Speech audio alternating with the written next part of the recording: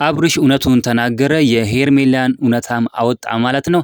እንግዲህ ሚስጥሯን ዘርግፎ አወጣ ማለት ነው። አብርሽ በዚህ ቪዲዮ ላይ አብረን የምናይ ይሆናል። እንግዲህ አብርሽ ያለውም ሄርሜላ እኔን አትወደኝም፣ ሄርሜላ ለገንዘቧ ለሀብቴ ብላ ነው የመጣችሁ፣ ለዝናዬ ብላ ነው የመጣችሁ እንጂ በፍጹም አትወደኝም። እኔና ሩታን ልታጣላ ነው፣ እኔና ሩታን ልጃችንን አንድ ላይ እንዳናሳድግ ልታደርገን ነው እንጂ በፍጹም እኔን አትወደኝም።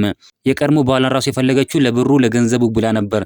ነገር ግን አሁን እሱ ጋር ገንዘቡ ሲያልቅ ወደ እኔ መጣች። እሷ ምንም እኔን አትወደኝም። አሁን እኔ መሆን የምፈልገው ከሩትዬ ጋር ነው፣ ከሩትዬ ጋር ነው ልጅን ማሳደግ የምፈልገው ብሎ ተናግሯል ማለት ነው። እስኪ እናንተ ምን ትላላችሁ? ሀሳብ አስተያየታችሁን ኮሜንት ላይ ማስቀመጥ እንዳትረሱ። እንግዲህ አብርሽም እውነቱን እየተናገረ ይገኛል ማለት ነው። እስኪ የታላችሁ የሩትዬ ደጋፊዎች፣ የአብርሽ ደጋፊዎች ቪዲዮ ላይክ እያደረጋችሁ ቻናሌን ሰብስክራይብ አድርጉ።